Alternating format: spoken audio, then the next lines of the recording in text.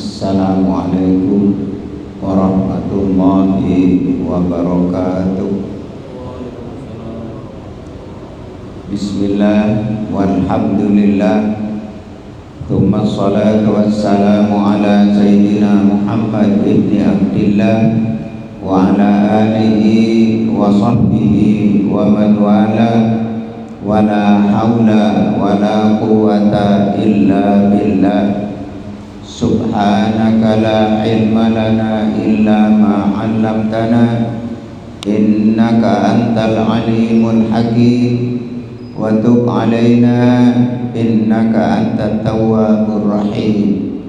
Rabbi shrah li sadri wa yassir li amri wahlul 'uqdatan min lisani yafqahu qawli wahdi qalbi wasaddid lisani, amin.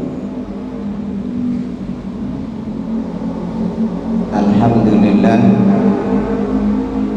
mari kita bersama-sama bersyukur kehadiran Allah yang alhamdulillah dengan izinnya kita bisa melaksanakan kewajiban kita sholat maghrib dengan berjamaah, dilanjutkan dengan taklim yang sangat sederhana ini namun kita tetap berharap semoga amal-amal kita yang masih banyak kekurangannya semoga diterima oleh Allah Subhanahu wa ta'ala. Selanjutnya salawat dan salam semoga selalu terlimpah atas baginda Rasulullah sallallahu alaihi wasallam yang karena beliaulah kita saat ini dapat menikmati indahnya iman dan Islam yang diberikan kepada kita oleh Allah Subhanahu wa ta'ala dengan perantaraan Nabi Muhammad sallallahu alaihi wasallam. Dengan menjadi umat beliau, kita juga sangat berharap syafaat beliau besok di yaumil qiyamah. Semoga kita semua diberikan kebahagiaan oleh Allah dengan mendapatkan syafaat dari beliau. Amin ya rabbal alamin. Para bapak dan saudara-saudara sekalian yang dimuliakan oleh Allah, tamamun ni'matil mautu alal Islam, sesempurna-sempurnanya apabila seseorang dihidupkan oleh Allah dan dimatikan oleh Allah tetap membawa agama Islam. Karena Islam adalah merupakan tiket untuk kita memasuki surganya Allah. Kalau kita tidak mempunyai tiket yang namanya Islam, tidak ada harapan untuk kita masuk ke surganya Allah. Para bapak dan saudara-saudara sekalian yang dimuliakan oleh Allah, kita sebagai umat Islam wajib bersyukur kehadiran Allah, dan juga kita harus selalu terus belajar untuk lebih memahami tentang apa yang ada di dalam Islam,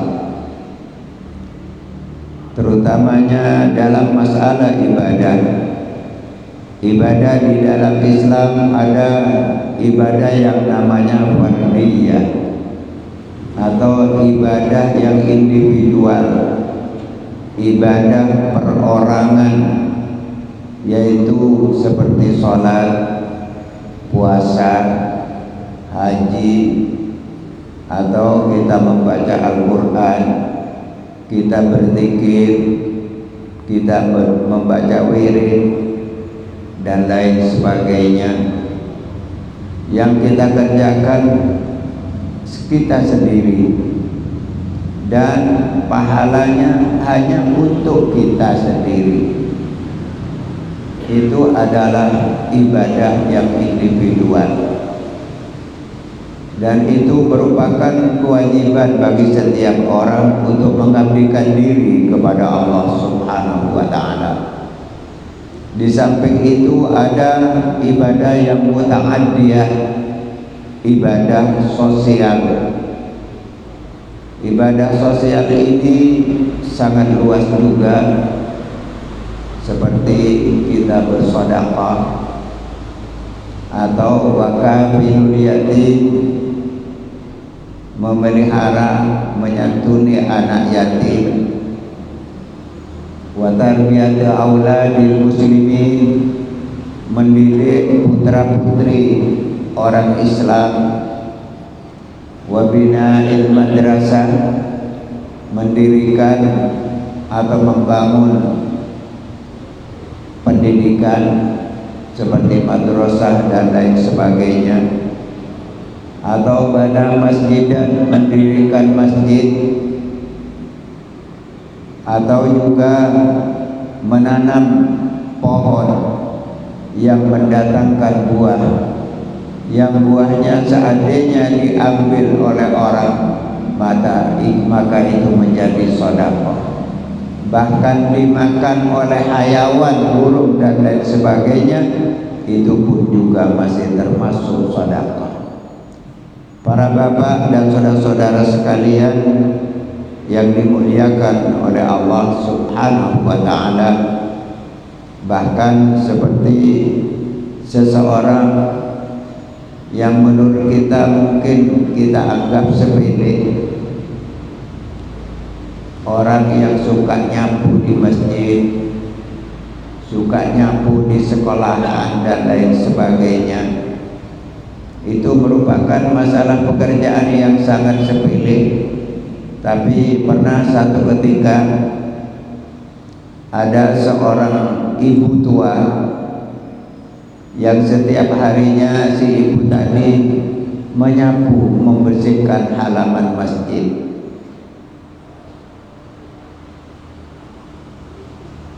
Setelah sekian lama, satu ketika Nabi Muhammad sallallahu alaihi wasallam datang ke masjid tersebut dan beliau menanyakan ibu tua yang biasa nyapu tadi.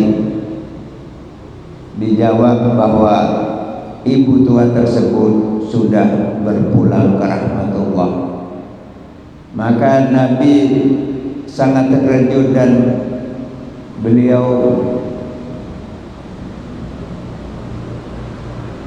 setengahnya marah. Kenapa beliau tidak diberitahu? Lalu Nabi Muhammad minta diantar ke kuburan si ibu tadi dan beliau mensolatkannya. Para bapak dan saudara-saudara sekalian yang dimuliakan oleh Allah, artinya ibadah sosial ini adalah ibadah yang pahalanya bisa didapat bagi orang yang beramal, namun mendatangkan manfaat bagi orang lain. Seperti ibu tua tadi, kerjanya nyapu masjid, satu amal yang nampaknya sepele, tapi berkat itu dia mendapat simpati dari Rasulullah. Bahkan ketika beliau wafat didoakan oleh Nabi. Seseorang yang didoakan oleh Rasulullah sallallahu alaihi wasallam, maka orang itu jelas menjadi penduduk surganya Allah Subhanahu wa taala. Dan baginda Nabi Muhammad sallallahu alaihi wasallam bersabda, khairun nas anfa'uhum linnas. Sebaik-baik manusia adalah yang mampu memberikan manfaat kepada orang lain. Para bapak dan saudara-saudara sekalian yang dimuliakan oleh Allah, lebih jelas dari itu Allah Subhanahu wa taala berfirman, in ahsantum li anfusikum. Kalau kamu berbuat kebaikan, maka kebaikan itu akan kembali kepadamu. Para bapak dan saudara-saudara sekalian yang dimuliakan oleh Allah, tentang ibadah sosial ini sangat besar fadilahnya, sehingga di dalam Al-Quran orang-orang yang ketika hidup di dunia tangannya menggenggam, tidak senang bersedekah, tidak senang berinfak, tidak senang menyantuni atau membantu orang lain, ketika dia meninggal dia minta dikembalikan ke dunia, bukan untuk sholat, bukan untuk apa, la asaddaqanna, saya akan bersedekah. Karena apa? Karena memang sedekah adalah satu amal yang memberikan kegembiraan kepada orang lain. Bahkan di dalam satu hadis baginda Nabi bersabda, shadaqatus sirri tudfi'u ghadabur rabbi. Sedekah yang diberikan secara sembunyi-sembunyi menunjukkan keikhlasan orang yang beramal, maka orang yang beramal demikian itu dikatakan mampu memadamkan kemurkaan Allah Subhanahu wa ta'ala.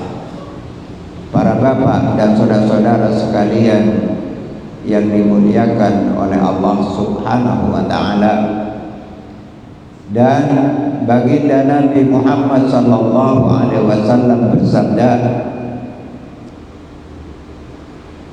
ma yanqusu malun min shadaqatin bal yazdad bal yazdad bal yazdad.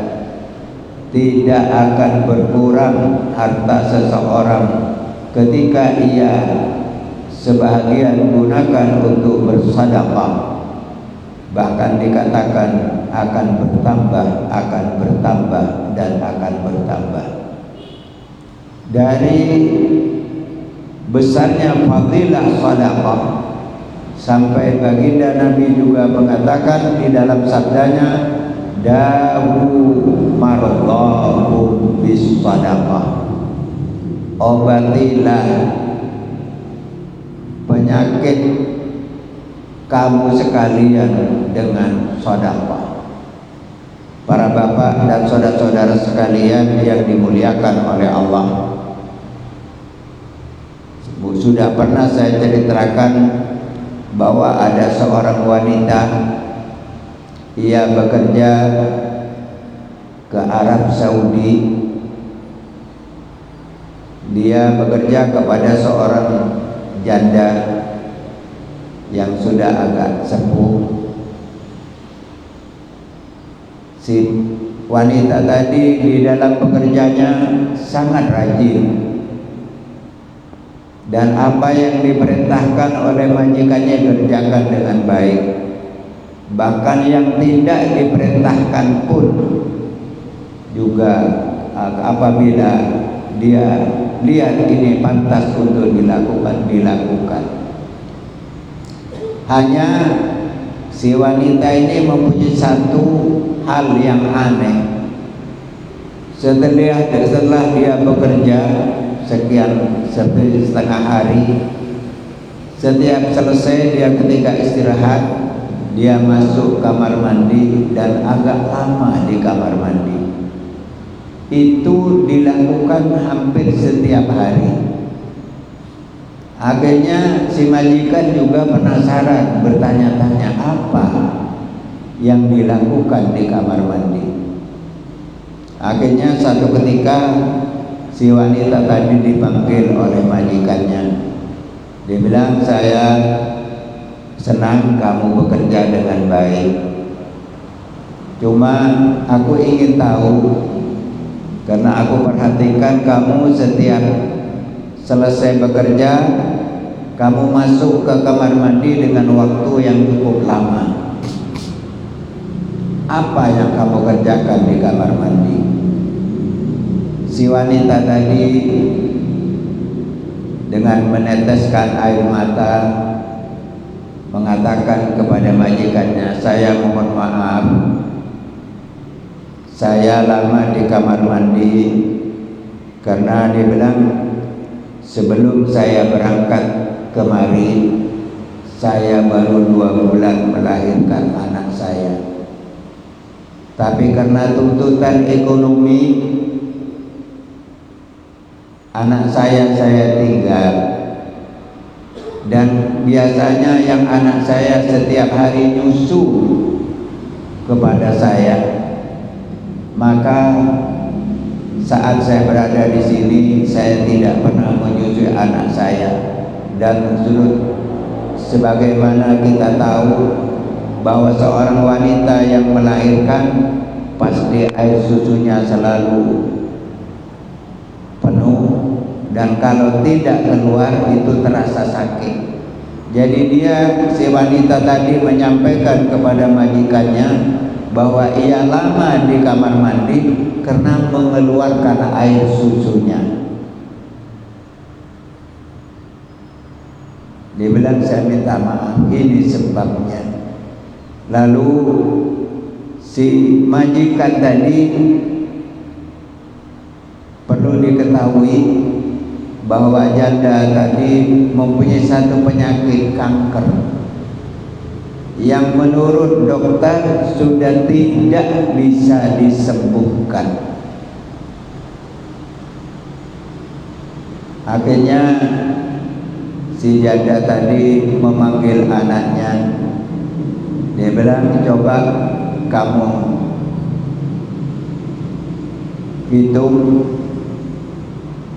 kalau bayaran pembantu kita ini setiap hari, setiap bulannya itu 800, lalu selama 2 tahun berapa?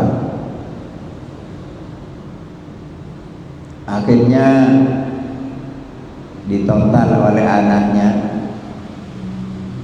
Setelah ketemu hitungannya, si pembantu tadi dipanggil. Dia bilang begini, kamu sekarang saya beri bayaran selama kontrakmu di sini 2 tahun.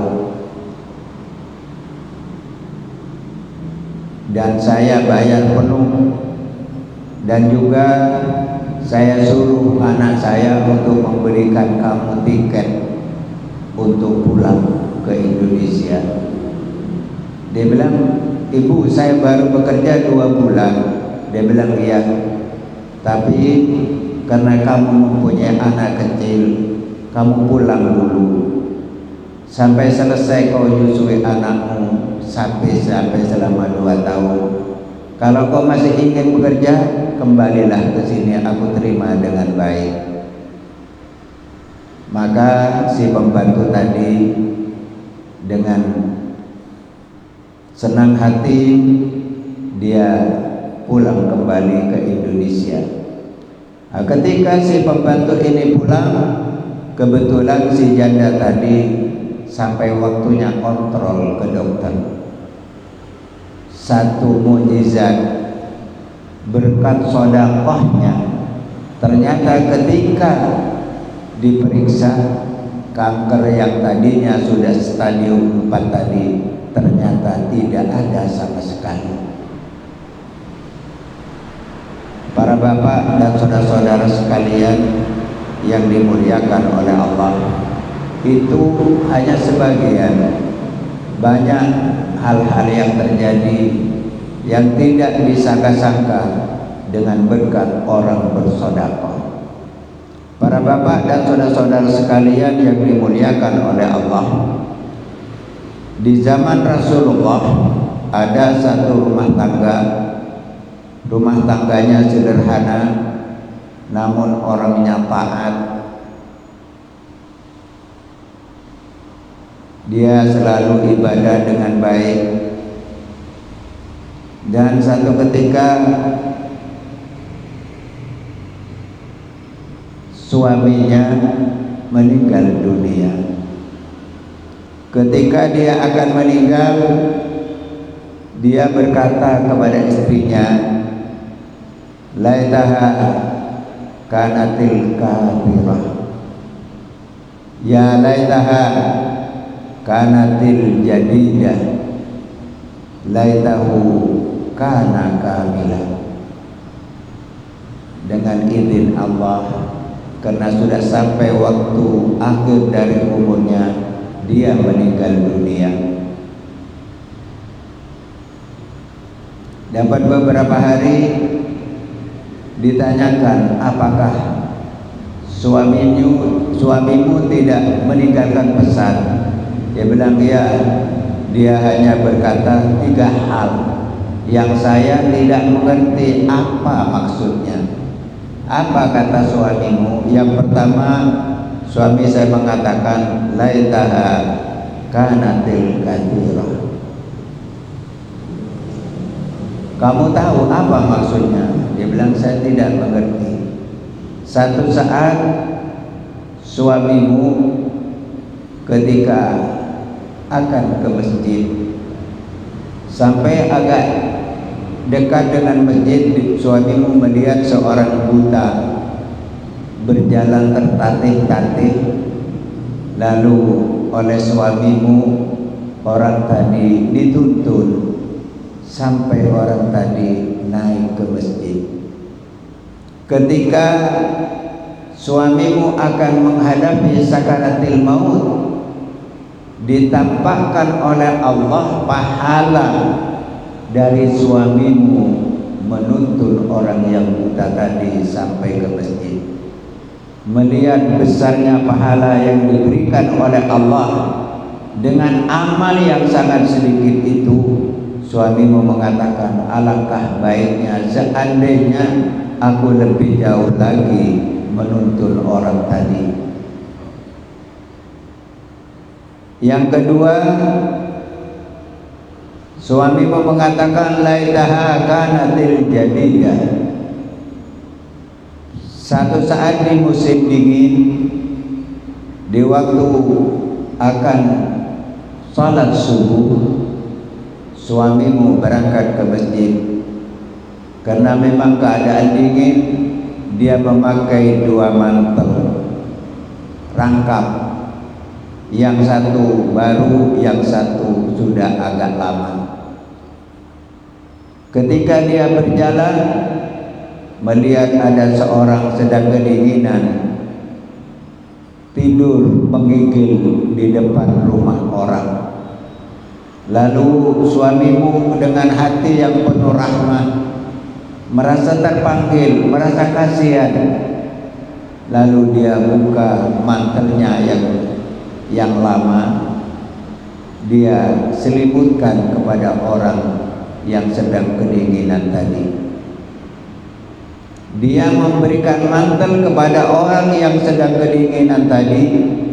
Ketika suamimu menghadapi sakaratil maut, ditampakkan oleh Allah besarnya pahala dia menghadiahkan, memberikan mantelnya yang sudah lama kepada orang yang sangat butuh karena kedinginan. Melihat besarnya pahala yang diberikan oleh Allah, suamimu mengatakan, alangkah seandainya seumpama yang mantel saya yang baru yang saya berikan, tentu saya akan mendapat pahala yang lebih banyak lagi. Lalu yang ketiga, suamimu mengatakan, laitahu kana kamilan. Di satu hari suamimu sedang berpuasa. Saat akan berbuka puasa, ada seorang pengemis yang datang. Lalu oleh suamimu, makanan sedikit yang akan dia gunakan untuk berbuka puasa, dia bagi 2. Separuh dia berikan kepada pengemis tadi, yang separuh dia makan sendiri untuk berbuka puasa. Dia memberikan separuh makanannya kepada pengemis yang sedang kelaparan. Itu ditunjukkan pahalanya oleh Allah, sehingga suamimu mengatakan, aduh, alangkah seandainya aku berikan semua makanan itu, tentu aku lebih banyak mendapatkan pahala dari Allah Subhanahu wa ta'ala. Sampai dari besarnya pahala orang menggembirakan orang lain, ada makalah mengatakan, luqmatun fi batnil ja'i, 1 puluhan yang diberikan kepada orang yang sedang lapar itu lebih baik dari membangun 1000 masjid. Para bapak dan saudara-saudara sekalian yang dimuliakan oleh Allah Subhanahu wa ta'ala, oleh karena itu mari kita ketika diberi rezeki oleh Allah, jangan segan-segan untuk berbagi. Dan dikatakan min alamati sihatul qalbi, tanda bersihnya hati seseorang, innahu yashtaqu ilal khidmati, kama yastaqul ja'i ila ta'ami wasyarab. Tanda bersihnya hati seseorang ialah ia merasa selalu ingin berbuat baik, menyenangkan hati orang lain, sebagaimana orang lapar ingin selalu makan dan minum. Para bapak dan saudara-saudara sekalian yang dimuliakan oleh Allah Subhanahu wa ta'ala, kita sering banyak mendengar bahwa para kekasih-kekasih Allah itu tidak sedikit dia mendapatkan kemuliaan di sisi Allah karena berkat menyenangkan hati orang lain. Sayyidina Syekh Abdul Qadir Al-Jailani yang beliau dikenal sebagai Sultanul Aulia di zaman, dia terkenal sebagai ratunya wali di zamannya. Ketika ditanya, bima wasalta ilallah, dengan apa panjenengan mencapai satu tingkatan tinggi di sisi Allah?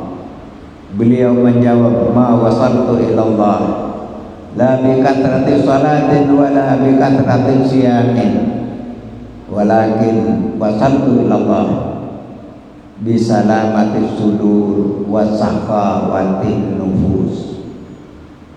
Saya mendapatkan kedudukan tinggi di sisi Allah adalah bi salamati sudur, hati yang bersih, tidak ada dendam, tidak ada hasud, tidak ada sultan, tidak ada dengki, tidak merasa lebih baik dari orang lain, tidak pamer ketika beramal, tapi hatinya bersih.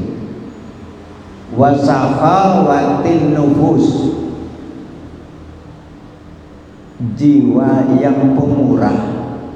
Untuk menjadi pemurah tidak menunggu orang kaya. Kadang-kadang orang kaya malah pelit.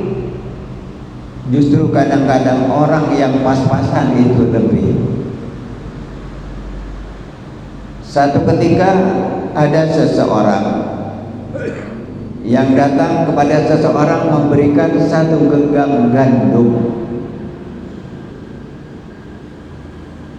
kepada seorang yang alim. Dia si ibu tua memberikan segenggam gandum kepada orang alim. Orang alim tadi mengerti, diterima dengan baik. Lalu si orang alim tadi menyuruh putranya untuk mengambilkan hal yang jauh lebih banyak, kurma dan lain sebagainya, suruh berikan kepada orang tadi. Lalu ketika orang tadi sudah pergi, orang alim tadi ditanya, dia bilang, bagaimana ayah memberikan? Orang tadi hanya memberikan segenggam gandum, ayah berikan hadiah sedemikian banyak. Dia mengatakan, kamu tahu, orang tadi memberikan kepadaku segenggam gandum, itu kemampuannya, itu keluar dari hatinya yang tulus. Itu kemampuannya. Sedangkan aku memberikan kepadanya lebih banyak, itu kemampuanku. Itu dijawab demikian. Para bapak dan saudara-saudara sekalian yang dimuliakan oleh Allah, bahkan ada satu cerita. Satu ketika ada satu suami istri,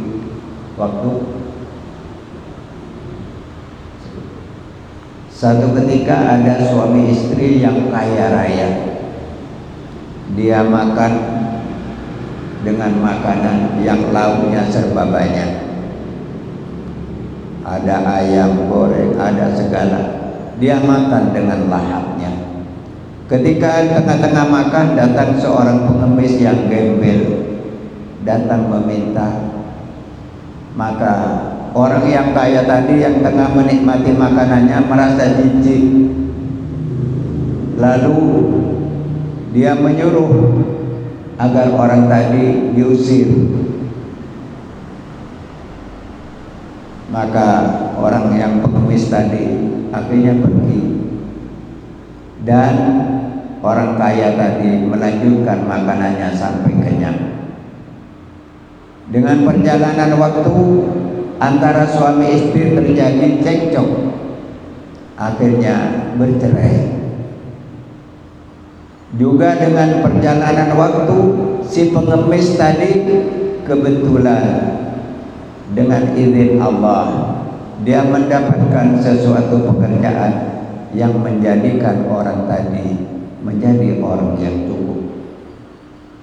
Satu saat si janda orang kaya tadi tanpa sengaja dipinang oleh orang yang tadinya pengemis tadi.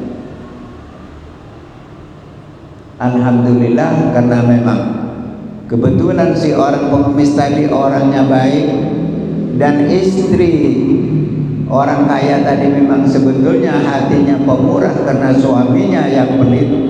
Akhirnya rumah tangganya menjadi rumah tangga yang bahagia. Satu saat ketika dia sedang makan, datang pengemis. Ketika dia makan datang pengemis, maka si suami mengatakan, "Dek, tolong ambilkan makanan secukupnya, berikan kepada pengemis tadi." Akhirnya dia ambilkan makanan yang cukup dengan lauknya, diberikan. Ketika memberikan makanan tadi, ketika melihat wajahnya, setelah diberikan, si istri si wanita tadi menangis. Ketika ditanya oleh suaminya, "Kenapa kamu menangis?" "Mas, kamu tahu siapa pengemis tadi?" Dia bilang, "Tidak, itu adalah mantan suamiku yang dulu." Jadi yang tadinya pengemis itu menjadi orang yang cukup, sedangkan orang kaya yang suka menghargai pengemis tadi menjadi pengemis pada akhirnya. Para bapak dan saudara-saudara sekalian, oleh karena itu marilah kita berusaha untuk mendidik hati kita agar bersih dari hal-hal yang disebutkan oleh agama amradul qalbi. Penyakitnya hati itu sangat banyak, yang kadang-kadang tidak kita sadari. Kita lebih sadar ketika badan kita sakit, bingung kita ke dokter, bingung kita cari obat. Tapi ketika hati kita sakit, jarang kita yang menyadari. Maka mari kita harus mempunyai kontrol batin agar hati kita menjadi hati yang salim. Karena besok di akhirat dikatakan, yauma la yanfa'u malun wala banuna illa man atallah biqalbin salim. Pada suatu hari, ada satu hari yang tidak ada manfaatnya harta dan anak kecuali orang yang menghadap Allah dengan hati yang salim. Artinya hati yang selamat dari penyakitnya hati, juga selamat dari kesombongan, ujub, kibir, riya, sum'ah, merasa lebih baik dari orang lain, merasa lebih pintar dari orang lain, merasa lebih taat dari orang lain, dan sebagainya, yang semuanya itu merupakan penyakitnya hati. Semoga Allah membersihkan hati kita. Semoga kita semua kembali kepada Allah, membawa hati yang bersih. Kekurangan-kekurangan kita semoga Allah ampuni, dan amal baik kita yang sangat sedikit, yang kita sadari banyak kekurangannya, semoga Allah terima, dan mudah-mudahan kita besok dimasukkan ke dalam surga bukan karena amal kita, tapi karena besarnya rahmat Allah subhanahu wa ta'ala. Amin ya rabbal alamin. Para bapak dan saudara-saudara sekalian, yang dimuliakan oleh Allah, mari kita tutup majelis kita. Kita tenangkan hati, kosongkan pikiran, hadirkan wajah kedua orang tua kita di hati kita masing-masing. Mari kita renungkan apa yang sudah kita perbuat untuk ayah dan ibu kita. Apa kebaikan yang bisa kita berikan kepada ayah dan ibu kita? Sudahkah kita menjadi anak yang pandai berbakti? Sudahkah kita menjadi anak yang selalu menyenangkan hati kedua orang tua kita? Atau malah sebaliknya? Mari itu kita renungkan, kita koreksi diri kita. Kalau kita pernah durhaka kepada orang tua kita, mari kita taubat. Mari kita robah. Kita setiap hari jangan lupakan kedua orang tua kita. Setiap hari kita mohonkan ampun kepada Allah kedua orang tua kita, dan kita robah tingkah laku dan amal perbuatan kita. Semoga kita dijadikan oleh Allah termasuk anak-anak yang pandai berbakti kepada ayah dan ibu kita. Dan mudah-mudahan ayah dan ibu kita yang sudah jelas mempunyai jasa yang tak mungkin kita balas, semoga itu menyebabkan beliau ditempatkan di tempat yang mulia di sisi Allah. Mudah-mudahan ayah dan ibu kita menjadi penduduk surganya Allah berkat rahmat dan kasih sayang Allah. Ala hadhihi niyah al-Fatihah.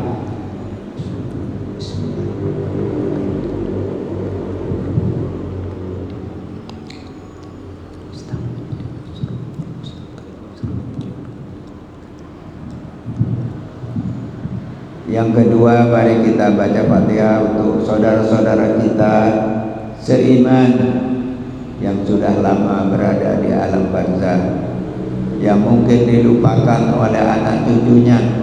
Kasihan mereka juga mengharap semoga mereka juga diberi rahmat dan maghfirah oleh Allah Subhanahu wa taala berkat bacaan Al-Fatihah kita yang sangat sedikit dan sangat tidak ada artinya ini. Al-Fatihah.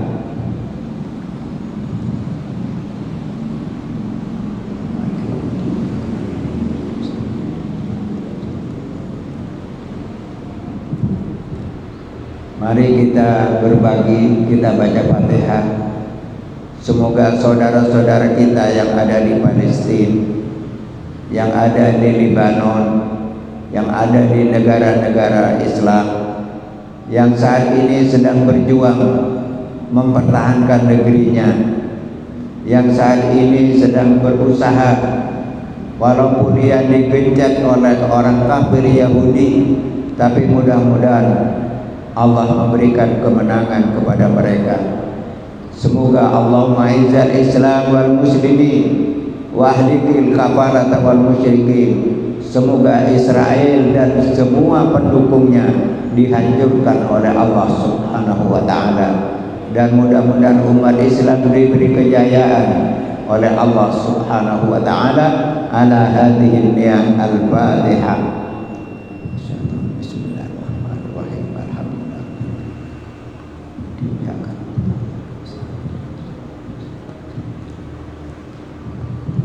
Yang sudah gugur, yang sekian banyak, sudah puluhan ribu yang gugur, semoga mereka terhitung min syuhada'il akhirah, yang langsung dimasukkan ke surganya Allah Subhanahu wa ta'ala. Yang terakhir, mari kita baca Fatihah, mohon kepada Allah. Kita sadar kita, diri kita, keluarga kita dan anak kita, kehidupan dunia akan ada akhirnya. Kita juga akan kembali kepada Allah yang akan diteruskan oleh anak cucu kita. Kita mohon kepada Allah semoga kita, keluarga kita dan anak cucu kita dijadikan oleh Allah yang sebagai hamba yang masih diselamatkan oleh Allah. Jadi kita mohon kepada Allah diselamatkan oleh Allah bukan karena kita berbuat, tapi kita mohon pertolongan Allah. Semoga kita diselamatkan di dunia wal akhirah. Al-Fatihah.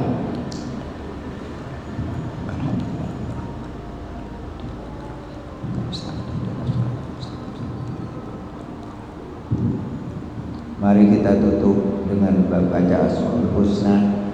Semoga majelis ini menjadi satu majelis yang diterima oleh Allah. Mudah-mudahan majelis ini menjadi majelis yang besok menjadi saksi bahwa kita sering berkumpul untuk mengingat Allah. Mudah-mudahan masjid ini juga menjadi saksi di hadapan Allah. Dan mudah-mudahan kita semua besok dikumpulkan sebagaimana kita berkumpul pada malam hari ini di surganya Allah Subhanahu wa ta'ala.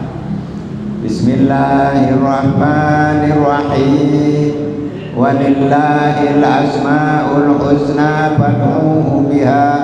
Ya Allah, Ya Rahman, Ya Rahim, Ya Malik, Ya Kudus, Ya Salam, Ya Mu'min, Ya Muhaimin, Ya Aziz, Ya Jabbar, Ya Mutakabbir, Ya Khaliq, Ya Bari', Ya Musawwir, Ya Ghaffar, Ya Qahar, Ya Wahhab, Ya Razzaq, Ya Fattah, Ya Alim,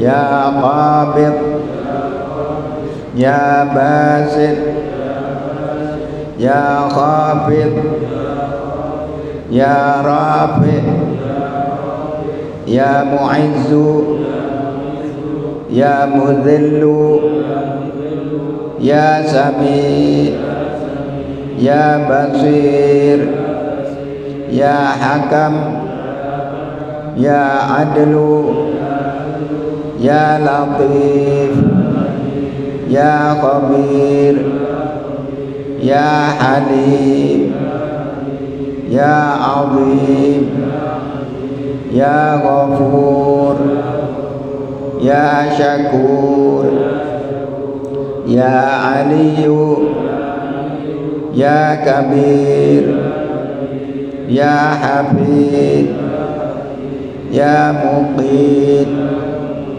Ya Hasib, Ya Jalil, Ya Karim, Ya Raqib, Ya Mujib, Ya Wasi', Ya Hakim, Ya Wadud, Ya Majid, Ya Ba'ith, Ya Syahid, Ya Haqqu, Ya Wakil, Ya Qawiyyu, Ya Matin, Ya Waliyu, Ya Hamid, Ya Muhsi, Ya Mubdi'u, Ya Mu'id, Ya Muhyi, Ya Mumit, Ya Hayyu, Ya Qayyum, Ya Wajid, Ya Majid, Ya Wahid, Ya Ahad, Ya Samad, Ya Qadir, Ya Muqtadir, Ya Muqaddim, Ya Muakhir, Ya Awal, Ya Akhir, Ya Zahir, ya batin, ya wali, ya muta'ali, ya barru, ya tawwab, ya muntaqimu, ya afu, ya ra'uf, ya malikal mulki, ya dzal jalali wal ikram, ya muqsit, ya jami', ya ghaniyu, ya mughni, ya mani', ya darru, ya nafi', ya nur, ya hadi, ya badi', ya baqi, ya warith, ya rashid, ya sabur, jalla jalaluhu alladzi lam yalid wa lam yulad wa lam yakul lahu kufuwan ahad. Para bapak dan saudara-saudara sekalian, kita berkumpul tiap malam minggu ini. Mari kita niatkan hanya kita ingin bersaudara dari dunia sampai di akhirat. Wassalamualaikum warahmatullahi wabarakatuh.